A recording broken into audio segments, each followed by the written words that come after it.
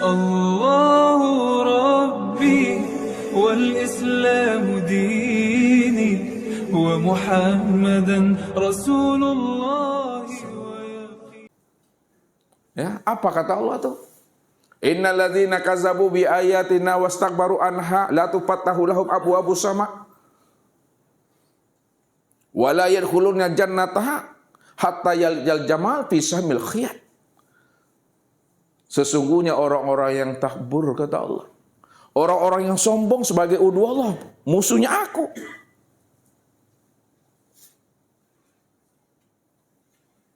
Lalu dia mendustai ayat-ayat aku, mendustai kebenaran aku, kata Allah. Mendustai akan nyatanya diriku yang sudah sempurna pada alam, sempurna pada segala sesuatu, dan lebih sempurna lagi pada dirimu, kata Allah. Lalu ditolaknya kebenaran itu. Kulit, daging, urat, tulang, limpa, hati, jantung itulah bukti nyatanya, bukan wujud nyatanya Allah. Lalu kita tolak itu. Ketika itu apa kata Allah? La tufattahu lahum abwabus sama. Kami tutupkan kepada mereka itu pintu-pintu langit. Kalau Allah tutupkan pintu-pintu langit bagi diri kita, itu maknanya ibadah kita, ketaatan kita, amal soleh kita tak sampai kepada Allah. Tak sampai itu maksudnya tak diterima Allah, ditolak oleh Allah. Doa kita tak sampai kepada Allah, tak menembus 7 petal langit. Itu bahasa syariatnya tuh, turun balik kepada awak Bapak Ibu. Ketika doa kita itu tertolak, amal kita tertolak disebabkan karena pintu langit itu ditutup Allah. Apa jawaban Allah selanjutnya? Hatta yalijal jamal fi samil khiyat. Ketika itu dia tidak pernah bisa masuk ke dalam surga sehingga onta bisa masuk ke lubang jarum. Lubang penjahit, tahu Bapak Ibu lubang penjahit, lubang jarum. Ya. Baru dia bisa masuk ke dalam surga aku, kata Allah, apabila seekor onta bisa masuk melewati lubang jarum itu. Mungkin enggak Bapak Ibu menurut akal nih lubang penjahit itu, lubang jarum itu bisa masuk onta? Awak saya matua banang, tidak bisa doh. Tolongnya ke cucu doh. Ini untuk pulau yang masuk ke dalam doa. Itu yang Ustaz bilang haram nojina. Dibuat Allah suatu perumpamaan yang tak bisa ditangkap oleh akal lagi. Wa kadzalika najzil mujrimin. Demikian kami memberikan balasan bagi orang-orang yang sudah berbuat dosa. Dosanya itu sudah melampaui batas Tuhan.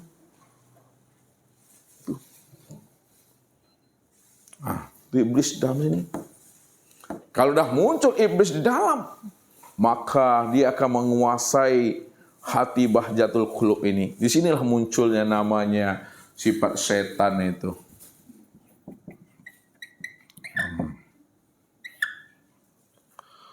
Baru dia engkar di situ. Ya, apa ngarengkang di situ tuh. Ya. Ini yang dikatakan oleh Allah, fi qulubihim maradun. Tapi kalaulah kita tanyakan kepada dokter, bisa enggak dokter melihat setan, iblis, cinta dunia, nafsu dan hawa di dalam hatiku, dokter? Ya enggak bisa Bapak Ibu. Tanyalah kepada dokter ahli jantung tuh, di balanya hati gua, ada enggak setan di dalam itu? Karena bukan itu yang dimaksud. Bukan hati yang zohir, bukan hati jasmani. Itu adalah hati latifatul qalbi robbani, hati ruhani itu. Ini adalah gambaran untuk membaca yang tersirat itu maksudnya. Inilah muaranya dosa itu di sini Bapak Ibu. Makanya apabila hati ini telah dikuasai oleh hawa nafsu cinta dunia, iblis dan setan, maka disitulah Allah mengatakan dalam hadis qudsi itu yang disampaikan oleh Rasul, wa khalaqtu qalbal kafir asghar min kulli syai'in. Aku telah menciptakan hatinya orang yang kafir yang tidak mendapat hidayah petunjuk lebih kecil lagi hatinya dibanding apa yang ada di muka bumi ini. Kalau di muka bumi ini yang kecil dalam pandang Bapak Ibu itu adalah atom dan molekul, hati orang tidak mendapat hidayah petunjuk lebih kecil lagi daripada atom dan molekul itu. Saking kecilnya, sulit hati itu untuk menerima hidayah dan petunjuk. Maka jalannya Bapak Ibu, hati ini mesti kita bersihkan. Membersihkan hati ini disebut namanya dengan takhalli. Nah, ini prosesnya. Prosesnya ini disebut takhalli. Takhalli itu apa? Kita mesti mengeluarkan, kita mesti mencabut hijab-hijab yang tertanam di dalam hati itu. Yang tertanam di dalam hati Luban itu adalah hawa. Yang tertanam di dalam hati Sudur itu adalah nafsu. Yang tertanam di dalam hati Kulub itu adalah cinta dunia. Yang tertanam dalam hati Fuad itu adalah iblis. Dan yang tertanam dalam hati Bajatul Kulub adalah setan. Ini mesti kita cabut. Ini mesti kita angkat, kita keluarkan, kita bongkar. Proses mengangkat, mencabut dan mengeluarkan hawa nafsu, cinta dunia, iblis dan setan dalam hati itu disebut namanya takhalli. Mesti kita kosongkan itu. Bagaimana jalannya? Rasul ajarkan kepada kita. Li kulli syai'in sakalatun wa sakalatul qalbi zikrullah. Tiap-tiap sesuatu itu ada adat pembersihnya. Pembersih hati itu tiada lain adalah zikir kepada Allah. Rupanya membersihkan hati dengan zikir Bapak Ibu. Maka palukanlah kalimah zikir itu ke dalam hati ini. Tanamkan kalimah zikir itu ke dalam hati. Hunjamkan kalimah zikir di dalam hati. Apabila kita sudah menanamkan, menghunjamkan dan mempalukan kalimah zikir dalam hati itu, maka penyakit hawa nafsu, cinta dunia, iblis dan setan di sini dia akan tercabut dan terbongkar. Boleh Bapak Ibu berzikir habis sholat dengan menyebut subhanallah, alhamdulillah, Allahu akbar, itu sunnah. Boleh pakai tasbih, boleh pakai jari jemari. Walaupun pakai tasbih dan jari jemari Bapak Ibu, ini berucap, namun rasakan dia masuk, terhunjam dia ke dalam hati ini. Subhanallah. Ini mengucap, di sini dia merasakan, ingat subhanallah. Alhamdulillah katanya, dia menghunjam alhamdulillah. Allahu akbar, dia merasakan menghunjam ke dalam ini. La ilaha illallah, dia juga menghunjamkan ke dalam hati ini. Rasakan. Apabila cara zikir kita telah benar Bapak Ibu, cara mempalukannya sudah benar, maka disitulah hati itu akan menjadi bersih.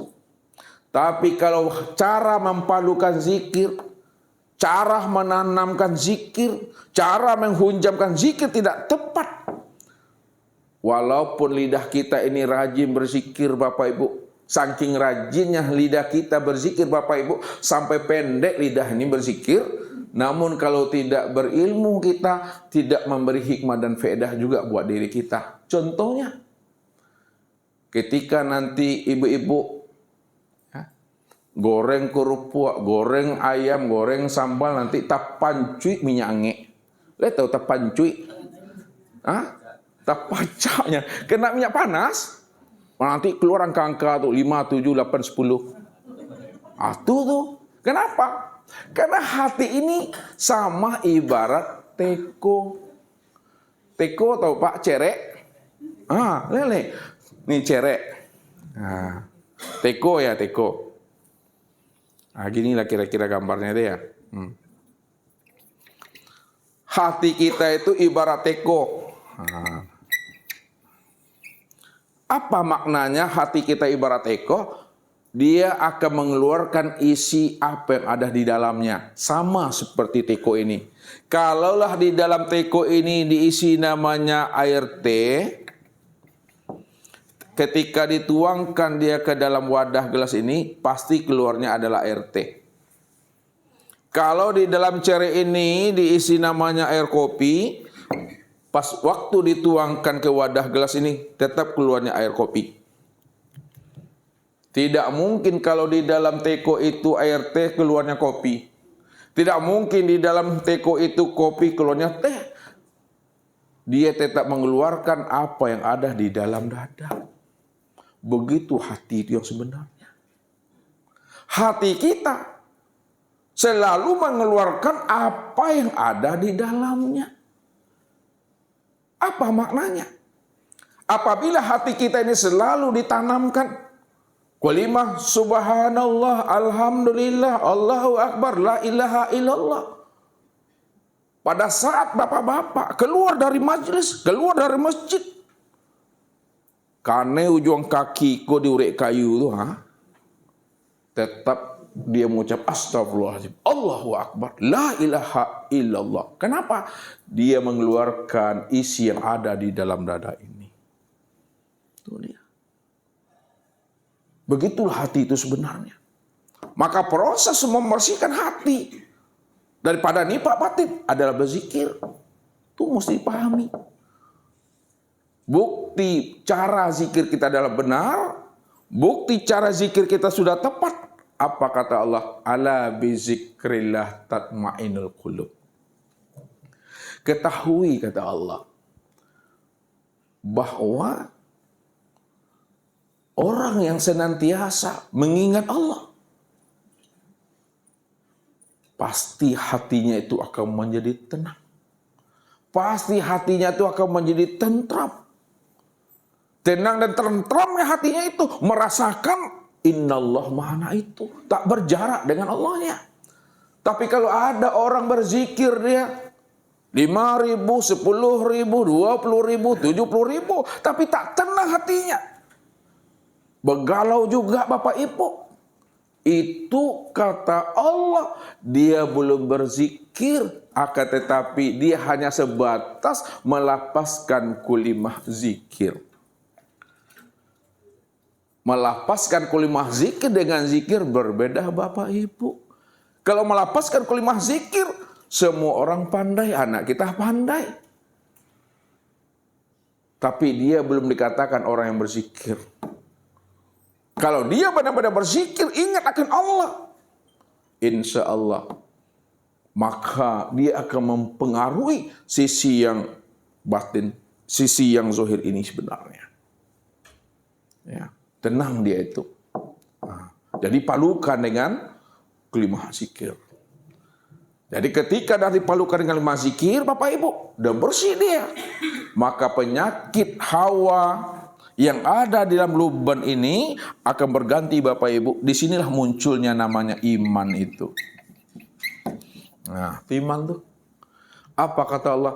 Walakinallaha habbaba ilaikumul imana wa zayyanahu fi qulubikum. Wa karaha alaihimul kufra wal fusuqa wal isyan ulaika humur rasyidun.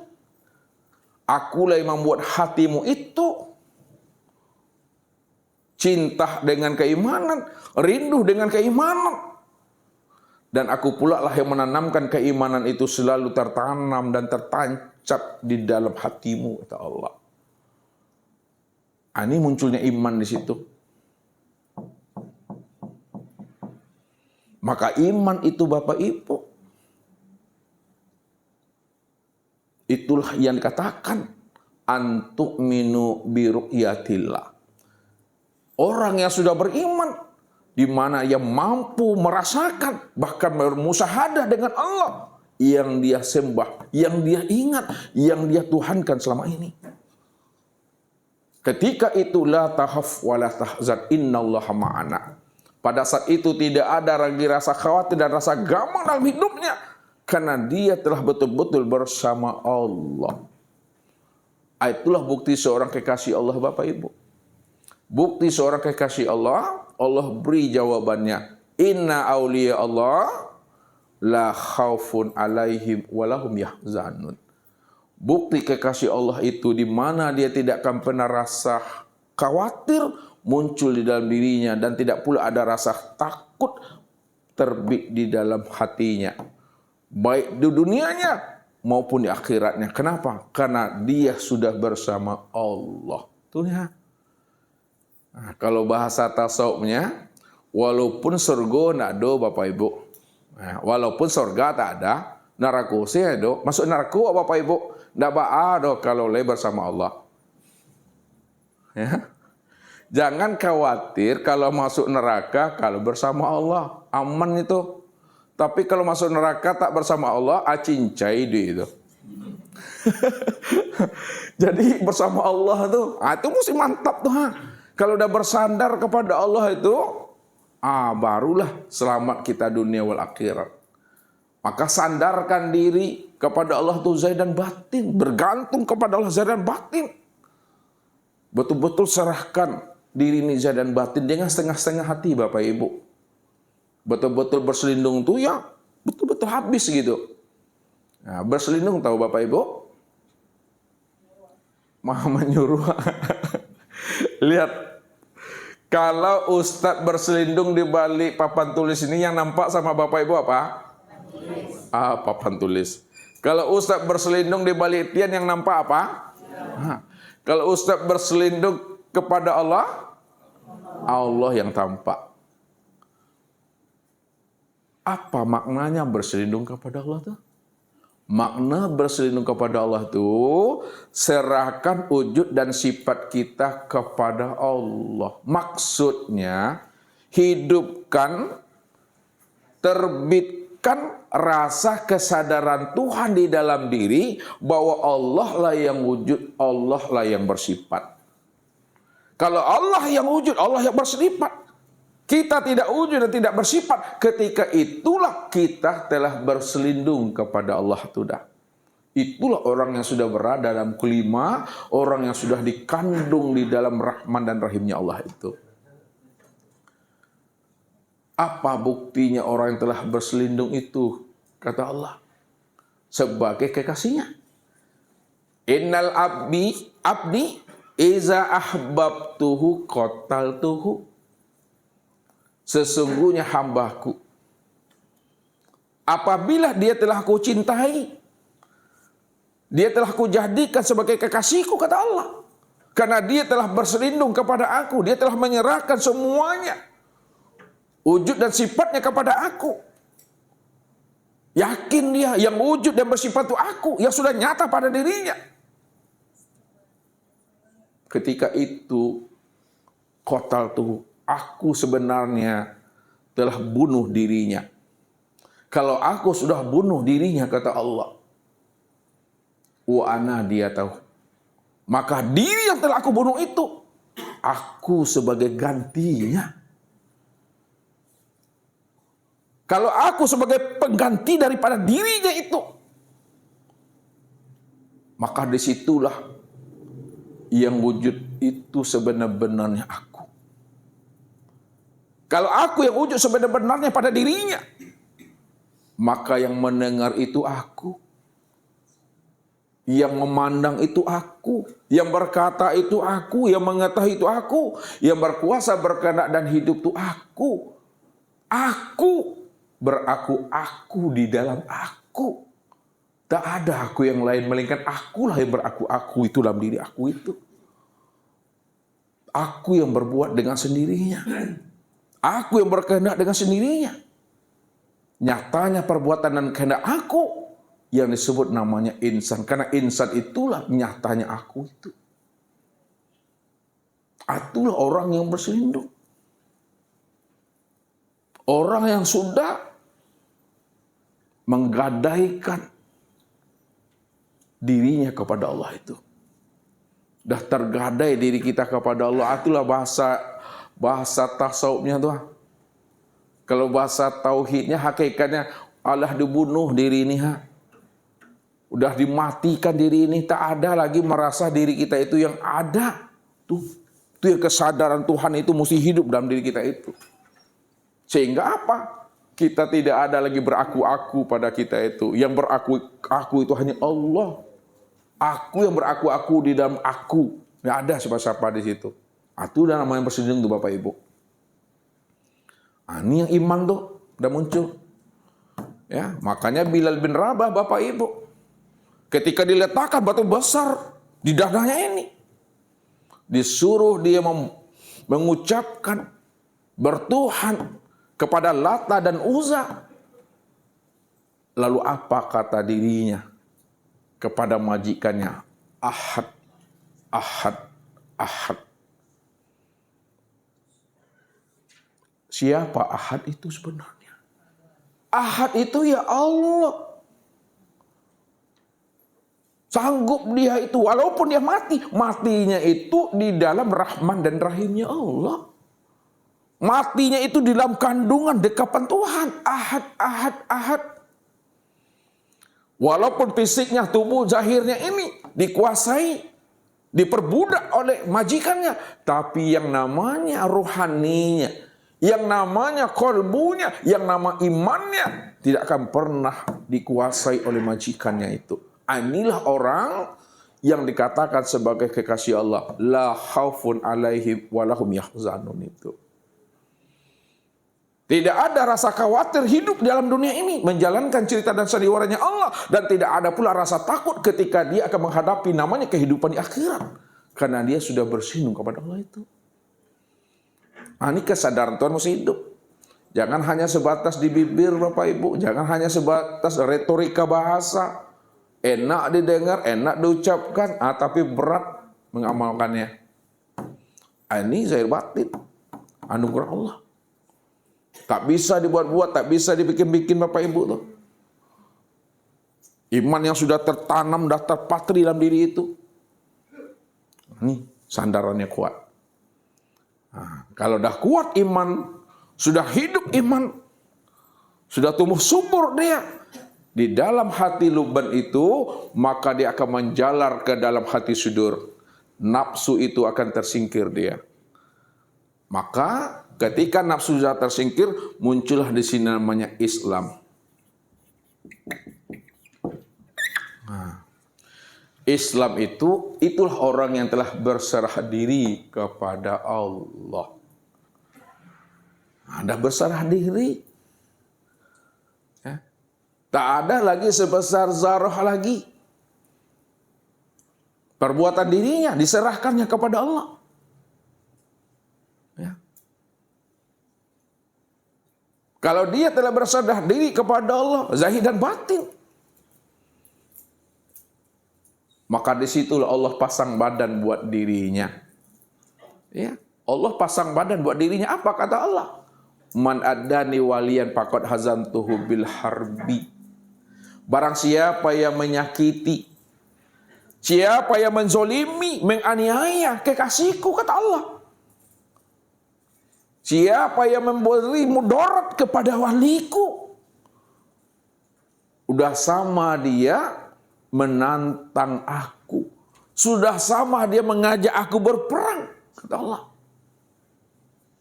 Kalau memang betul-betul Allah angkat kita ini menjadi wali dan kekasihnya, maka jangan kita ngaku-ngaku wali Allah.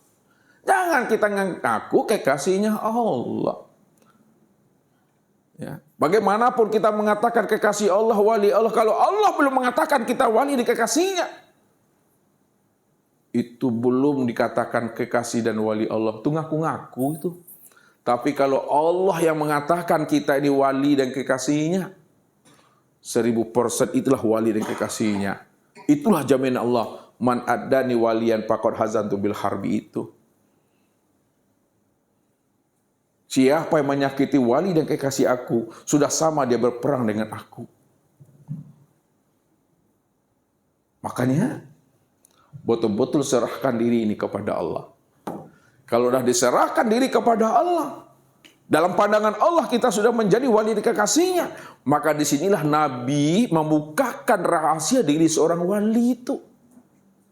Disitulah Nabi membukakan diri sebagai seorang kekasih Allah. Apa kata Nabi? Man khafa minallahi khafahu kulla syai'.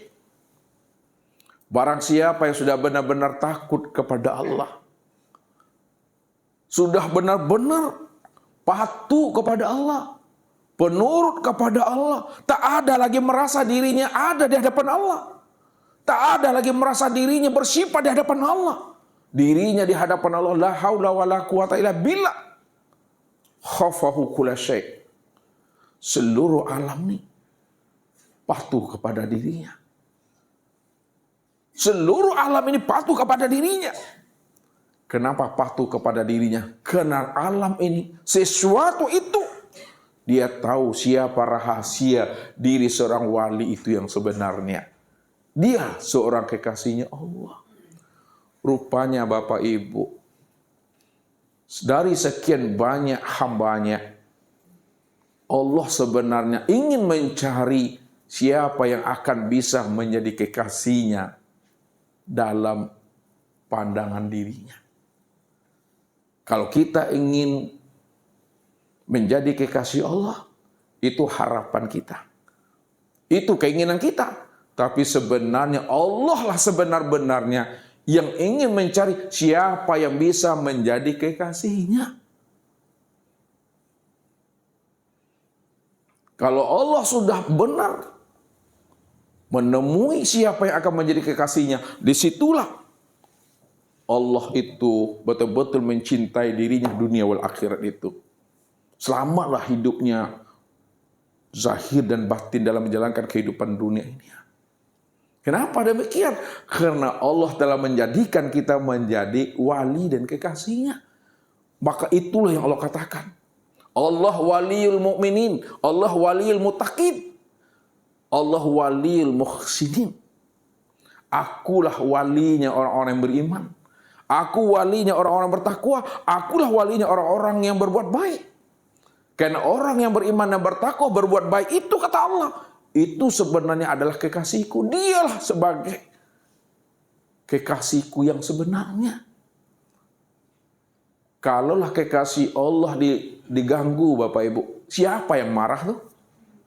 Siapa yang marah? Allah. Kenapa Allah marah? Karena kekasihnya diganggunya. Kekasihnya dianiayanya, Allah yang turun tangan. Itu.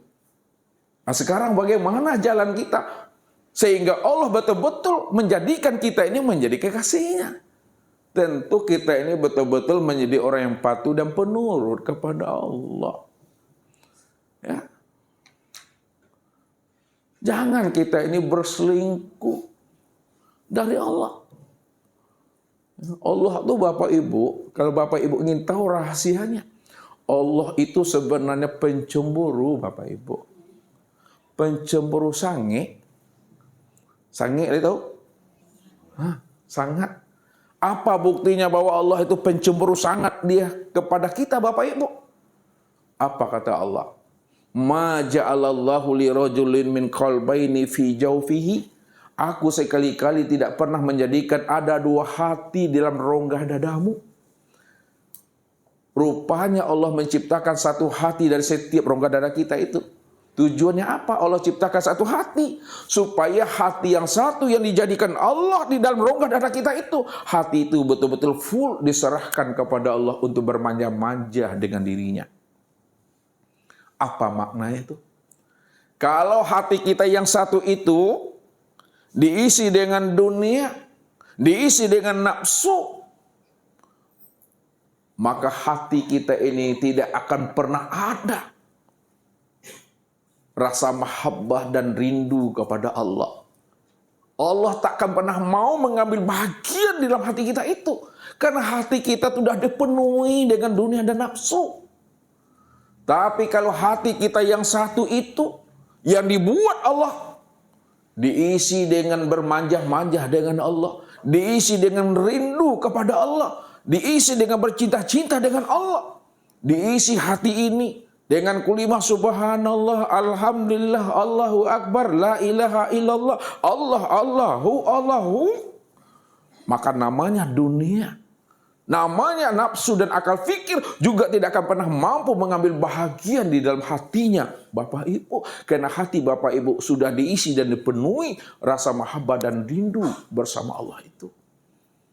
Makanya Allah itu amat sangat pencemburu. Ya. Maka ketika kita sudah dijadikan Allah menjadi kekasihnya, lalu kita berselingkuh darinya, berpaling kita dari Tuhan, maka Allah cepat tarik rohani kita itu. Cepat Allah angkat batin kita itu. Ditempatkannya kembali dalam dekapan kandungan Rahman dan Rahimnya itu. Yakin Bapak Ibu dengan itu. Bahwa hidup kita itu selalu dalam dekapan Rahman dan Rahimnya Allah. Hidup bersama Allah, mati pun bersama Allah. Jangan mati bersama penyakit. Masa gara-gara penyakit mati? Penyakitnya jadi Tuhan nanti itu. Ya. Walaupun kita punya sakit, apapun lah nama penyakit kita, jangan Bapak Ibu berpikir ya penyakit itu yang akan menghantarkan kematian kita. Akan tetapi yang menghantarkan kematian kita itu tiada lain adalah aku, kata Allah. Masamu telah sampai, kata Allah. Waktumu telah tiba, kata Allah. Aku yang panggil kamu. Maka tanamkan ke dalam hatimu, hidup dan matimu selalu berada di dalam rahman dan rahimnya aku. Ya. Senang bersama Allah. Susah bersama Allah. Mesti duduk paham itu. Karena Allah segala-galanya. Ini cerita Allah. Ya. Kalau itu adalah cerita Allah dan Allah segala-galanya, maka jangan kita bersangka dan suuzon kepada Allah. Sesuatu peristiwa yang terjadi pada diri Bapak Ibu, lalu Bapak Ibu tidak mampu mengambil hikmah dan intibarnya, tidak boleh kita sangka dan suuzon kepada Allah. Kalau Bapak Ibu kita buruk sangka kepada Allah, lalu kepada siapa kita mesti berbaik sangka lagi? Sama Allah saja kita dah buruk sangka, siapa lagi mesti berbaik sangka? Makanya benar-benarlah kita itu selalu pandangan hati kita memandang baik kepada Allah itu. Ya. Tuh. Yang kedua. Dan yang ketiga Bapak Ibu. Ya. Ketika telah hidup rasa tasliman, telah hidup dalam sudur kita Islam, penyerahan diri totalitas kepada Allah, maka cinta dunia yang ada di dalam kulub kita ini akan hilang dia. Dia akan tersingkir. Maka yang hidup di dalam kulub itu, ini disebut namanya tawakal itu. Muncul namanya tawakal. Apa kata Allah? Fa iza azamta fatawakkal 'ala Allah wa may yatawakkal 'ala Allah fa huwa hasbu. Barang siapa yang sudah berserah diri kepada aku, zahir dan batin, karena azamnya telah sempurna, ikhtiarnya telah sempurna, usahanya telah sempurna, lalu disempurnakannya penyerahan azam, usaha dan ikhtiarnya kepada aku. Dia serahkan hasil akhir daripada usaha dan ikhtiarnya itu kepada aku. Tak ragu dia, tak bimbang dia, dengan jaminan dan kemampuan aku. Bahwa hasbu, maka aku yang jamin, kata Tuhan. Jadi kalau Allah yang sudah menjelaskan seperti itu Bapak Ibu, siapa yang dah serahkan urusan hidupnya kepada aku, tak ragu dia bertuhan kepada aku yang jamin jalan hidupmu, kata Allah. Semuanya itu berada dalam genggaman Tuhan. Allahu Rabbi wal Islam dini wa Muhammadan Rasulullah.